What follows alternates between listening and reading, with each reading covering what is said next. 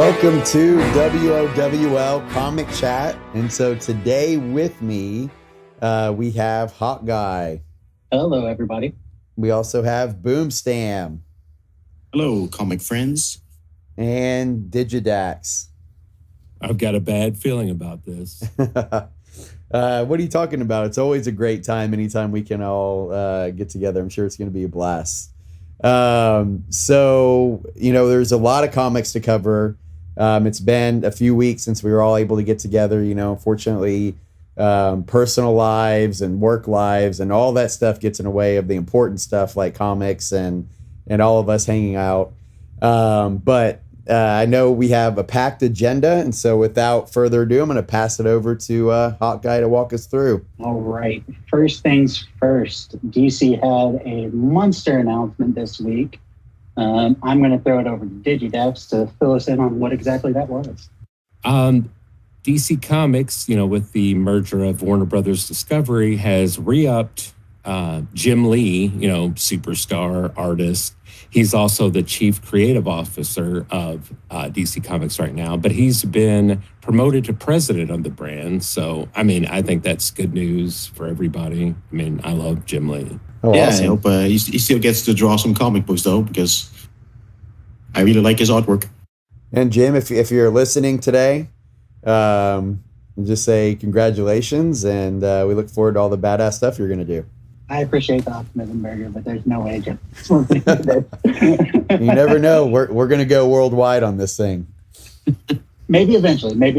We'll take over the world eventually, but we got to get there first. All right, guys. We got a lot of comics to get through, so let's just start from the very beginning of our list here. We had probably one of the most fun comics we've had in quite some time this week. Actually, I don't know whether it was this week or not. Because we've got about 3 weeks worth of stuff we're going over today. But we're going to start off with Batman 135.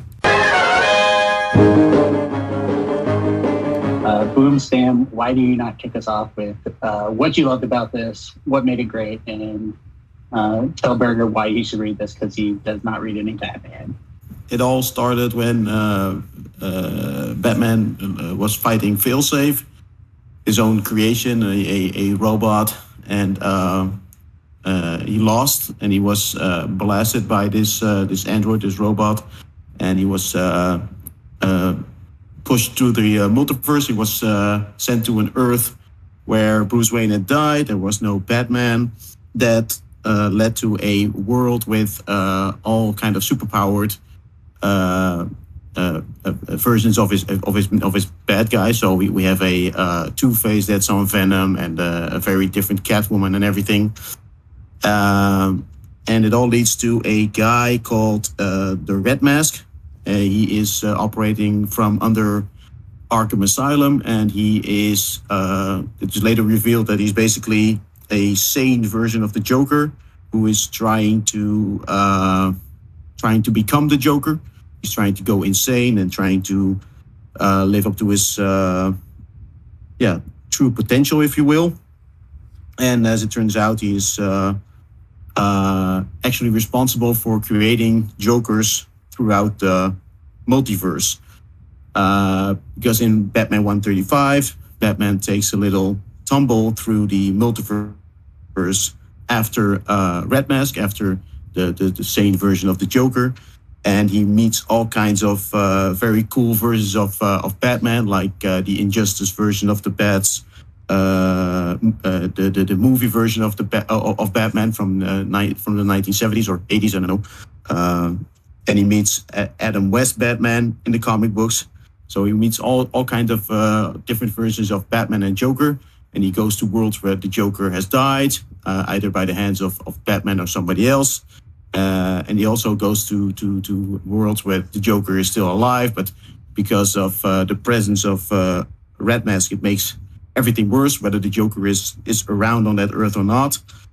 Probably the most compelling reason to read this comic book is at the end, where Batman is facing a giant Joker shark, and he actually uses shark repellent to defeat the Joker shark.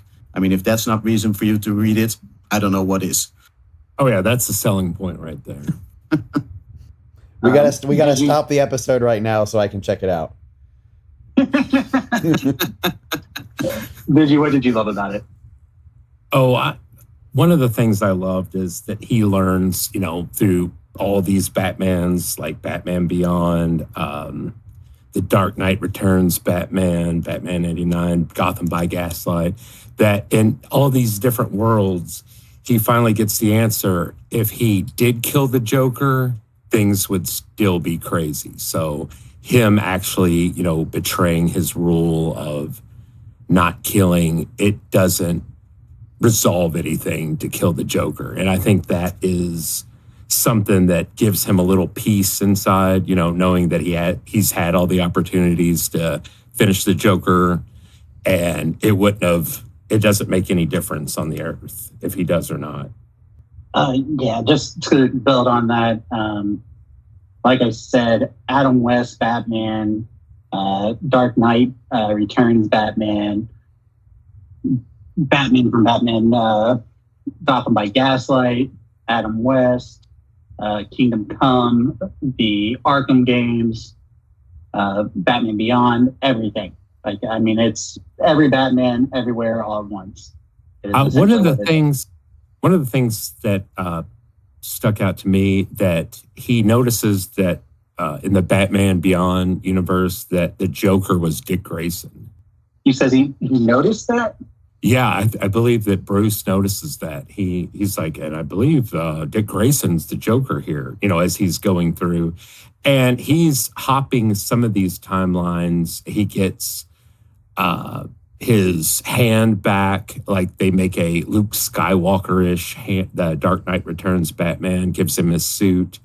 Batman 1966, like they were saying, gives him his utility belt. All the Batmans along the way are helping him. I guess they're like, hey, a Batman's not a Batman without his utility belt. Yes, that was Adam West Batman, was it not? Yeah, it was.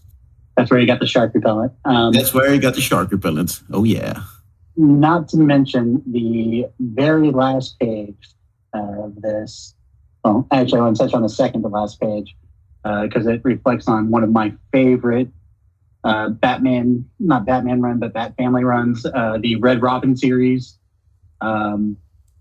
where Tim is searching for Bruce after the death of Batman story arc, or the death of Bruce Wayne, where he's the only person that thinks that Bruce is alive.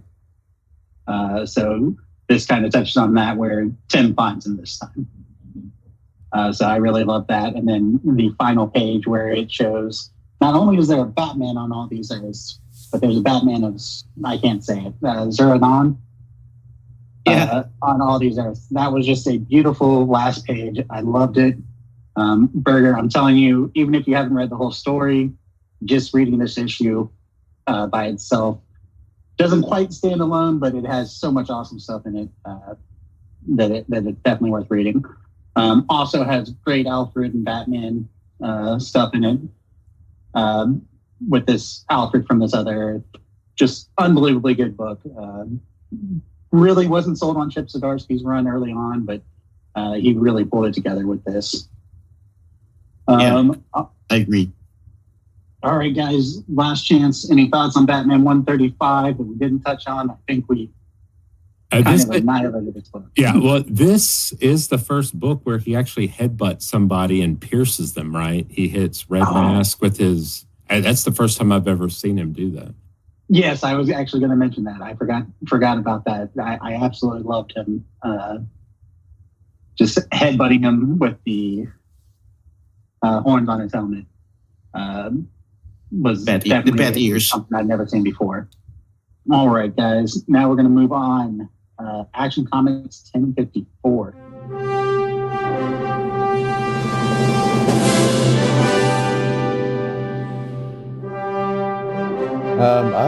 I've been enjoying the run that they've been having with Action Comics. I'm trying to remember. I think a couple have come out that I read recently. It's the one where he fights Metallo and where he listens to the heartbeat of the kids. Yeah. to find them. And then you kind of imply they're like teaming up at the end, and it shows that, Metallo, has been under the control, right? And so, Metallo is all fighting, to find his sister. And so, I think that this, is it's kind of building up to where they have, the new baddies that they're kind of going after, that are kind of manipulating things behind the scenes and making, the enemies more powerful. But yeah, no, I enjoyed the book. I think, it's heading in a pretty, cool direction. And it'll be interesting to see, kind of this, amped up and, pissed off Metallo teaming up with Superman to go out there and probably, kind of make that first introduction with the new bad guys. Yeah, so it shows Cyborg Superman, but I guess the feel is maybe that's not really Cyborg Superman. Oh, I thought it was Cyborg Superman. I thought so too. Yeah. Well, yeah, my read is definitely Cyborg Superman just upgraded. Yeah. Didn't know if something more sinister was involved there. Maybe I'm just reading into it. We'll see. Well, I think like a big part of this run is all of these classic Superman villains coming back, but all of them being just that slightly changed character. Just they've gotten some kind of buff to make them just a slight bit more powerful, harder to deal with. Do we think that he kidnapped Tracy to make her into like a cyborg Lois or a superwoman of some sort? I don't know. I think he just did it to have leverage over Metallo because, even in jail, he was posing as like a virtual Lex Luthor to contact him, so it would be like Luthor was pulling his strings instead of Cyborg Superman. So I really think it's just that he uses her as leverage and not exactly as a Cyborg Superman Lois. But that's just my take on it. What I did really like about this issue was in the past, when superheroes would fight super villains, they would they would fight them, they would beat them, and they would put them into jail. But now Superman actually tried to help Metallo. He tried to help find his sister. Try to even put back his arm, that he cut off. He even tried to put that back on when he defeated him. And I thought that was really powerful scene where you can see how Superman isn't just there to beat up the bad guys, but he has real compassion even for his enemies, and it really goes to show for the character of Superman, if you ask me. Oh yeah, that's why he's the best. Exactly. Yeah, I mean, that's the one thing I would say is that both of the writers on the Superman books right now really understand Superman. A lot of times the reason people think that Superman's not a great character when they aren't a fan of Superman is because they only read Superman when there's bad writers who focus more on the powers than the being. Yeah, exactly. Also, what I thought was really cool was because of his trip to WROL and his contact with the Genesis element that they had there, and it was part of the heart of Metallo. There were trace amounts of Genesis elements in his kryptonite heart, and that allowed Superman to tap into that and to basically make himself invulnerable to kryptonite. You could say that made him even more powerful. But when he got that giant astro form of Superman, if you will, which he used to grab Metallo and smashed him to the ground, I thought that was really awesome. It was a really cool display of his new powers with this element that he picked up from WROL. I thought it was really cool. Yep. All we're waiting for next is the power where he shoots little mini Supermans out of his hands.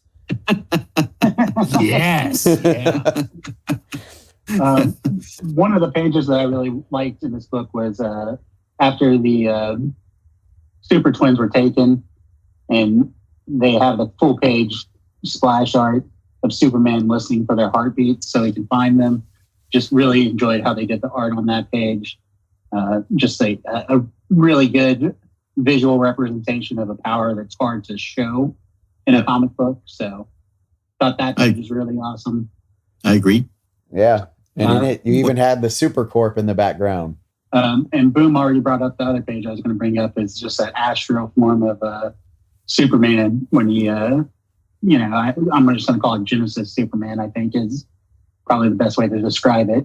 And then one other thing is like Cyborg Superman is looking really buff in that final page. He's got bigger neck muscles than The Rock.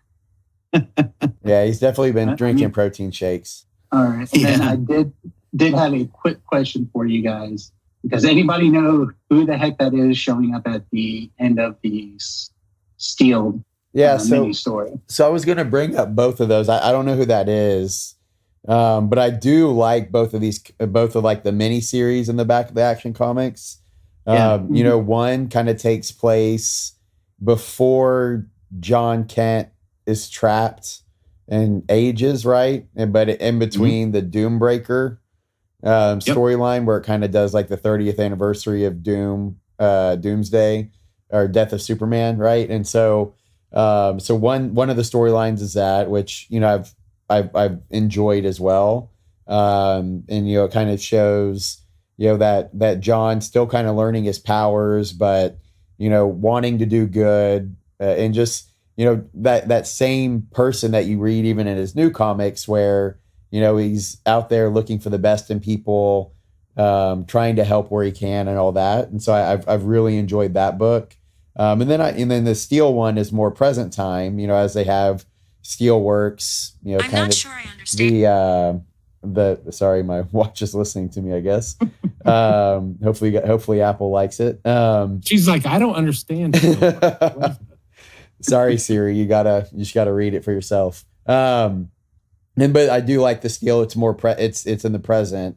But I like some of the aspects of it, where he's kind of going back and forth with Nat a little bit, and talking about how like her armor is more up to date, more high tech, but then at the end it kind of has the person kind of behind the scenes that's kind of pulling the strings, but I'm not sure who that is. I liked how in the Doombreaker story, how John is obviously he's a lot younger and a lot more inexperienced. Even his powers are fritzing out from time to time. He even gets hurt. But he's also kind of naive. He completely trusts this princess from another world, and he doesn't even question it. And he immediately tries to help her, even though she's there to kind of like use him as bait to trap Superman to help her. So I thought that was really a funny way of showing John in that comic book. And with the Steel book, I thought was pretty cool, and I think that it will tie into the new Steelwork comic book that's coming out. And just a quick question: I think this is the first time Steel revealed his identity as a superhero. Am I right? To the public, I mean. Yeah, I believe so. Yeah. And at the end, I mean, isn't that Mr. Terrific? I mean, it looks like him. Or maybe an evil version of him. I don't know. Yeah, maybe. That was my initial thought as well. But like at the same time, it's like it doesn't make any sense for the characterization. Gosh, I can't say characterization. No, I can. That we've seen from Mr. Terrific over in the Flash books. Well, I mean, it wouldn't be. They would just be competitors business-wise, right? I mean, it doesn't really mean it's sinister as it looks right there. I mean, it felt pretty sinister to me. I'm not going to lie. Yeah, me too. My thought process is, could it be a alternate Earth Mr. Terrific? The one thing I will say about the whole Steel thing is it definitely felt tinges of Iron Man to me. With him showing up to the press conference and being like, "Yeah, I'm Steel." Who's that? Who's Iron Man? Iron Man sucks. Anyway, I think we're definitely going to get more on that in the rest of this backup, and then also in Steele's book. Definitely was a nice little kickoff for what they're going to try to do with Steele this year. So pretty happy with that. Moving on, unless you guys have any last minute thoughts on Action Comics, want to go ahead and touch on John Kent #3. What do you guys think? Are you guys excited for Injustice to be popping up in the main DC universe? Yeah. So why don't we go ahead? Oh yeah. So so I love this, and I don't know if you guys noticed, but Injustice. Any listeners out there, if you guys have not read Injustice 1, there's a ton of books. I've never played the game, but I absolutely love this story. And I love everything about it. But I don't know if you guys noticed that, this John Kent entering this storyline way before Brainiac, way before a lot of these heroes started defecting to go over to Batman's side. And so this could really change that storyline up from what we read.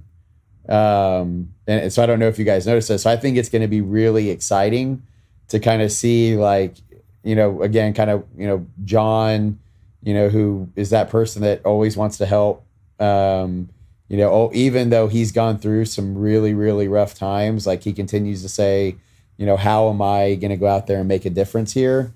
And you see that, starting to be in this book. But I think it's really cool that they plugged this in, I believe it's Injustice 1, and plugging him in there, because now, if he can start to sway some of the heroes, possibly sway Superman, I think it could take this story in a whole nother direction. But I absolutely love the crossover, and I'm really, really enjoying this. I also like the book itself. I just think that, yes, he's new to that Earth and to that universe, I suppose, but he seems a little naive. You would at the end he does notice that it's all quiet and that people are afraid of Superman and everything, but to me it just felt like it took him a little long to figure that out.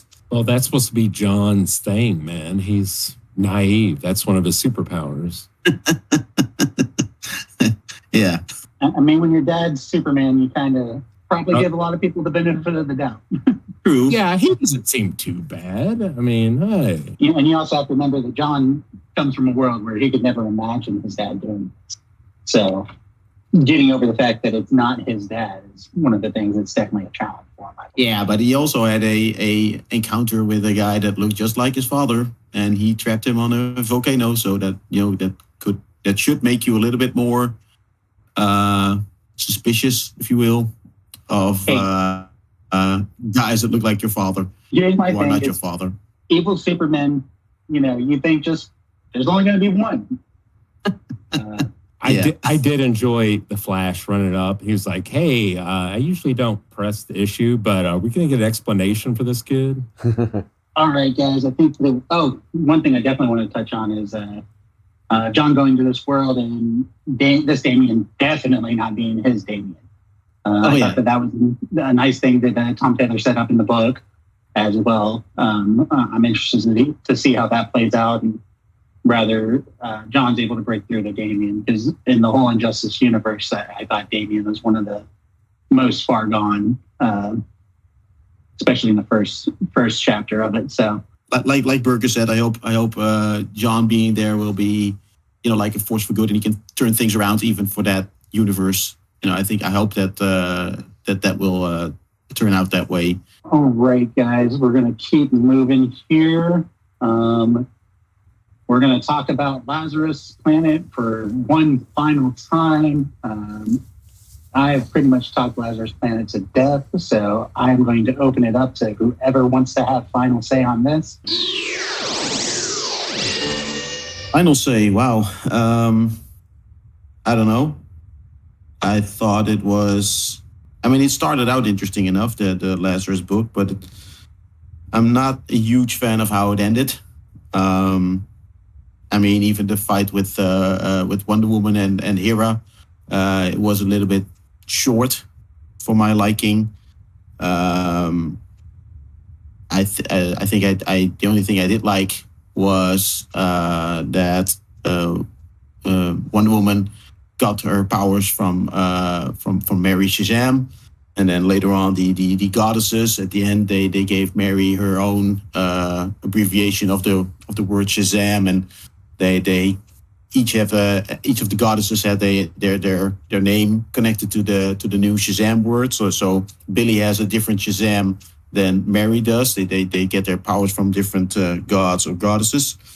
I thought that was pretty interesting. What I didn't really like was, it started with the wizard betraying, felt like he was betrayed by the kids, by Billy and the other Shazam characters, and he took away the powers, and then he went to the side of the goddesses of Hera and the other gods.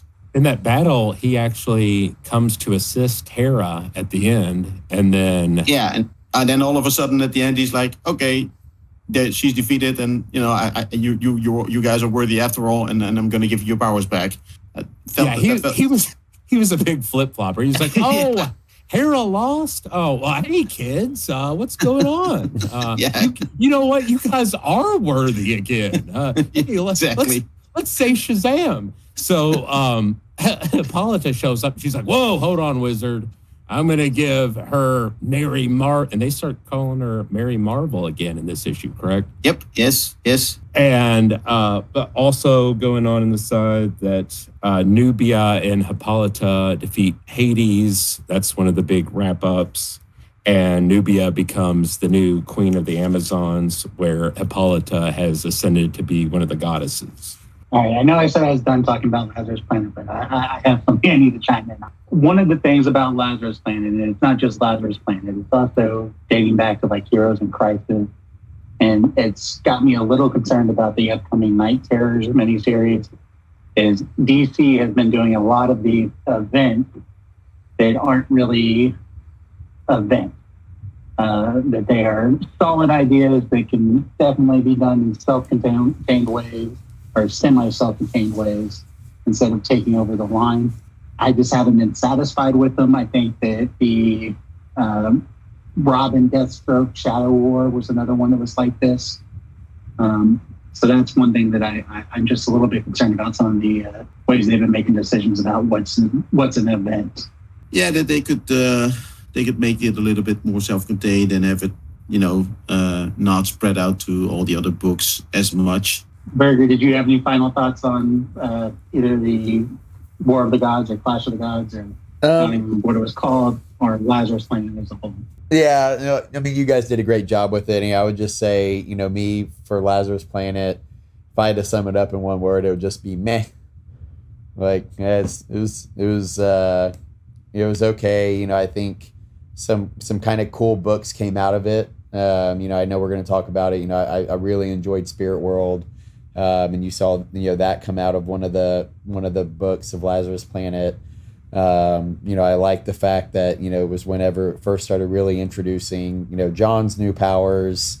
You see a few new heroes popping up. So I like some of it, but as a whole, I don't like I guess I see like why they did it, but. Well, just like any big event, they use it as a jumping on point for explaining new powers, new characters, and it's really just a plot device to do that. And we definitely see that here. All right. So we've said enough about Lazarus Planet. Moving on into what's coming out of Lazarus Planet. Berger, you said you really enjoyed Spirit World. Go ahead and hit us with your thoughts. Oh yeah, so one, I absolutely love the artwork in it. I don't know if you guys all read it as well, right? Yeah. So who's it? Sebastian Chang. Like I love the artwork in it. Kind of looks a little bit like anime feel, but yeah, I love the colors. I love I love all that. I like how it's really action. Like it's just like go go go the entire time. And I know we're not going to talk a lot about Superman Lost that I do like, but as converse to like that storyline where it's like every single book is half of it is like rehashing how he got to where he is, which is Lost. But it's all just, hey, here's my mission, here's what I'm trying to do, and it's not often that you kind of see Constantine kind of pop in as like the sidekick. But essentially you have somebody that helps kind of keep the spirit world and the human world apart. A lot of this kind of I think it kind of pulls from Asian descent, where it's like, hey, when you die you go to this world, it's just separate, it's just a continuation of your life. And then in there, like it's pulling some different aspects in, like like everything they use there to make all of their products and clothes, food, everything is from paper being burned. And then it even kind of nods at like, oh yeah, like we're just holding our houses together with burned currencies because people burn money, and it's worthless here, so we just use it just to kind of patch holes and all that. But I love how coming together with Constantine, very much like, hey, how do I get back to the spirit world? There's all these kind of like evil monsters that are coming through like these gates that are feeding on souls, right? And like I forgot what they called them, but there's these like massive monsters that like you're having to fight. And then the thing that I thought was pretty cool, it kind of flips over and it shows who's it? Is that Cassandra? Yeah, it's Cassandra. Yeah. And so it has Cassandra on the other side of Spirit World because she got pulled in during one of the Lazarus Planet things. And so, in the spirit world, like they smell human and they're like, hey, we want to feed on that life force. And so like, it's like, hey, how'd you get here? I was pulled in by this big monster. Oh, what happened to it? How'd you get away from it? Oh, I killed it. And so, it shows, just how talented she is. And then, she's taken in, by some people there that help hide her, give her some new clothes to help and have her drink some tea that kind of hides her life aura. So she won't just be hunted constantly. And then it kind of leads into, a big bad kind of popping up, where she's hiding out, at the same time as Constantine and I forgot the character's name, but the main character are trying to get over there. So, but it's a really cool book. I don't think he or she has a name yet. No, her name is Xanthi. Yeah, that's right. Yeah. Oh, right. Yep. And so, but I really like it. I kind of downloaded it. Just I was like, yeah, I kind of liked it. I want to check it out. But this is definitely one that I'm going to keep reading. But yeah, I love it. Just it seems like action almost every page. It's progressing the story forward in a fun way. I really, really like this book. I just wanted to add that it could be interesting with Cassandra Cain being in the spirit world, because Cassandra Cain was trained by her father to be a living weapon. She didn't speak for the better part of her life, and she reads body language. And, I think it's kind of cool that with her in the spirit world, it may, put her a little bit out of her element. And, hopefully we'll get to see how she will deal with that, because in the land of the living, she's basically unstoppable. Even Batman might struggle with her, if it came to that. But now you put her a little bit out of her element. And, I wonder how that will resolve. Berger absolutely nailed the entire issue here. So I'm just going to bring up two things that are nitpicky, but I'm going to nitpick a little bit. One of the things I don't like is they made John Constantine have brown hair, classically a blonde. Turning point at best. He also didn't use any of his usual one-liners or. He's the sidekick. He definitely.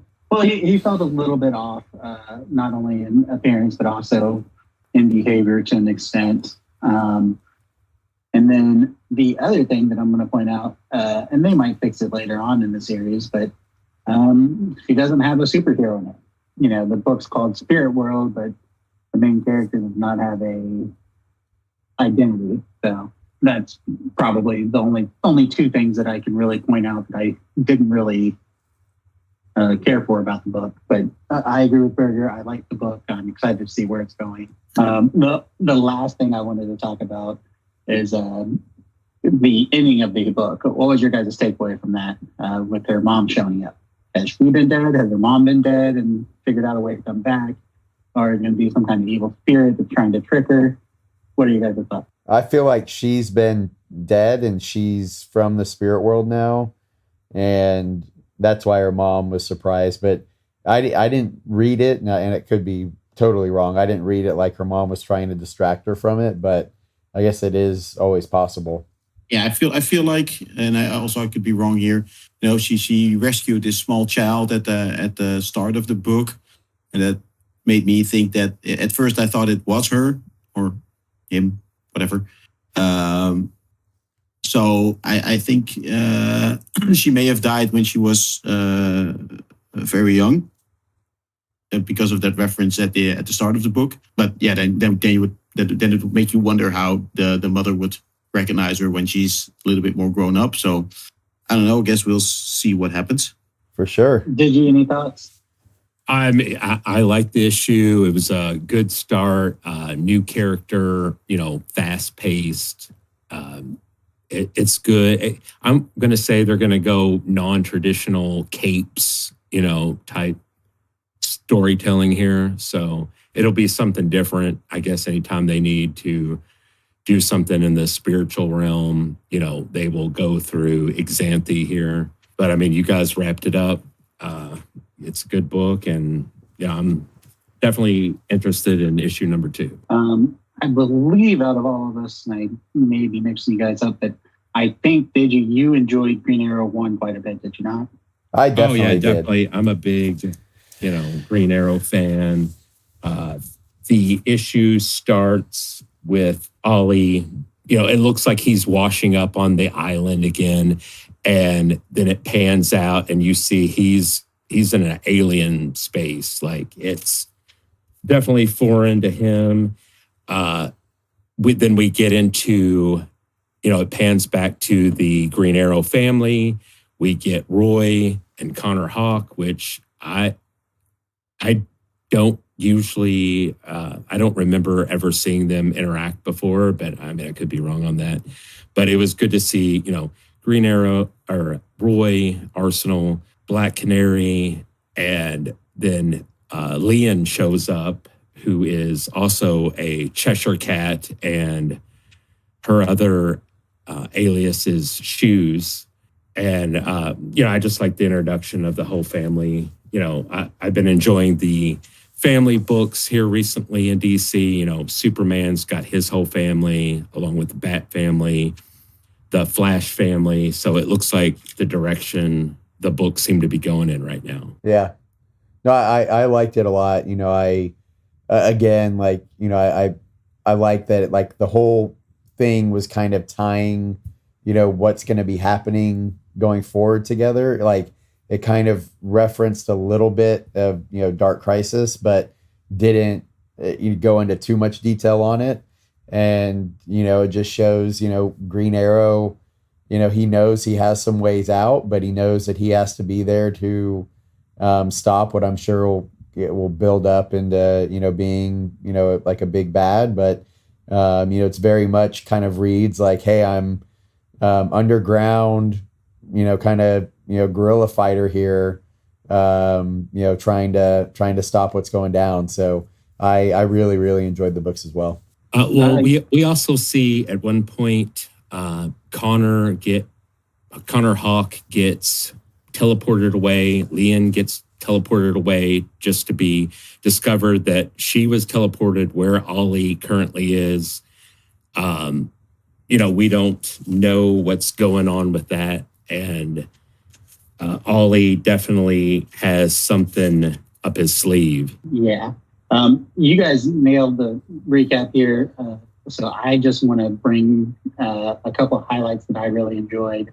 I loved the recap page of Ollie's whole life, the big splash page where it shows him becoming Green Arrow, his time on the island, shows him going against Merlin, kind of gives you a little bit of Longbow Hunters in it, then joining the Justice League, and then his death at the hands of Doomsday.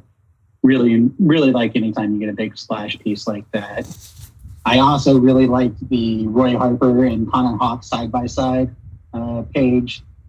I really kind of like the idea of those two as both of Ollie's sons that, they don't necessarily have the relationship of being Ollie's sons, but Ollie looks at them both as his sons, one obviously being his child, but different thing there for sure. And then, obviously I love the reunion of Roy and Leon, especially with the background of her as a kid. So lots of really good art in this book. I'm not super pumped for what they're doing with Ollie in the background, but we'll see how that backstory develops. But I'm sure he has some reason for destroying that teleporter device. Liam seems upset with him, and he's like, we're never going back to that world. So I'm sure there's an explanation. Yeah, I'm sure it's going to develop some. It's like you guys were talking about how they're building up all the families in DC, and damn it, I really want Ollie to have his and his to be together and just tell us great stories with them all together, which I think we'll get to eventually. But we're just going to have a little bit of a trip to get there. This is one of the things that DC is really reminding me of right now as a whole.